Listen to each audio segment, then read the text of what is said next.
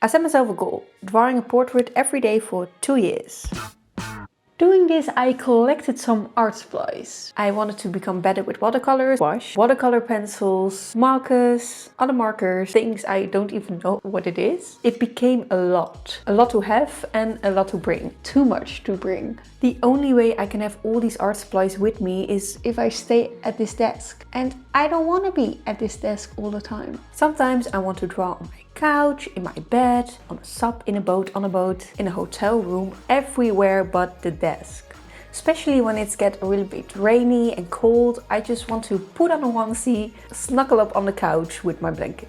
Luckily I found out I don't need all these art supplies. The only thing I need is this. So let's get rid of all this stuff and let's get into this magical art supply, the pencil. There are different kind of pencils. Most seen is the HB pencil. Even when there's nothing on your pencil, you can assume it's an HB. Then there's a different range of B pencils that are softer and darker in color, and there's a different range in H pencils that are harder but lighter in color. My personal favorite is this 2B mechanical pencil. I love how it feels in my hand and I don't have to sharpen it. So the last few months I mostly use this one. I also have this kneadable eraser that is pretty ugly, but it still works and I'm really happy with it. It used to be yellow when I bought it. So I wanted to show you the portraits I did in the last 4 months to share my 3 biggest lessons that I learned, so we can see if drawing with a pencil helped me figure out this face drawing even more.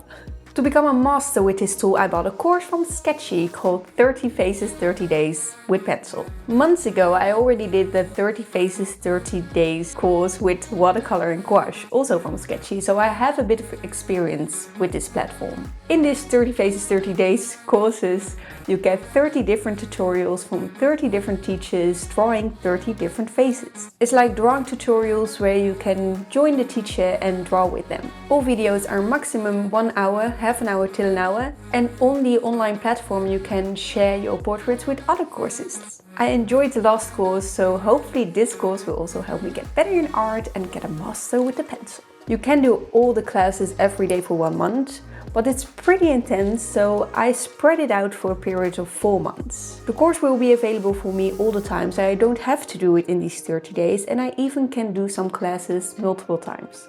It is really cool to get an insight from all these teachers. They're really different also. They're different in style, different in drawing experience, different in teaching experience. Some are really abstract, some are really realistic. There were a few times that I didn't like the portrait of the teacher, so I was like, why do I even want to follow this class? But even with these classes, I learned a lot. Learned to look different at shadows and shapes, or to use different ways to use the pencil. So there was always something I didn't practice before. And the 3 biggest lessons I will show you now. Number 1. Because the pencil is a tool you can easily erase, I figured I should do this more often. I discovered in time I got less attached with my drawing. Even when I already had this really amazing pretty eye, but it was misplaced in the face, I could easily erase them and say goodbye to all my work. At first I didn't want to, I was so attached to everything I put some work in. But at the end, you're more happy with an eye on the right place on the face than a really good looking eye on the wrong place of the face. Also, I got better in staying at the sketching phase. So at first, make sure everything is in their place, without already working it out. So how longer you stay in the sketching phase, the less you need to erase and say goodbye to pieces you put so much time in. 2. Because there's only one color I worked with, I learned to see more value in dark and light. That made me look at the face very differently, more in shapes and shadows. I think I always has this 3 range in my brain, dark tones, mid tones, light tones. But that's not all the values you have. You have so much more in between.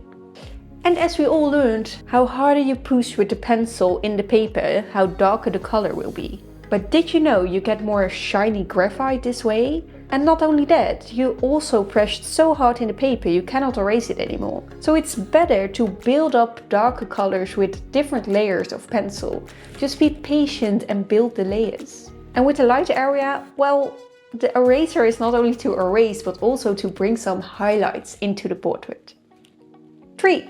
You get a lot of smudge. And that's not bad. When I was growing up, I learned that smudge was always bad. And you have to protect your paper for every smudge possible. So you cannot touch the paper with your hands and do not make shadows with your fingers. But during this course I saw a lot of different approaches with Smudge.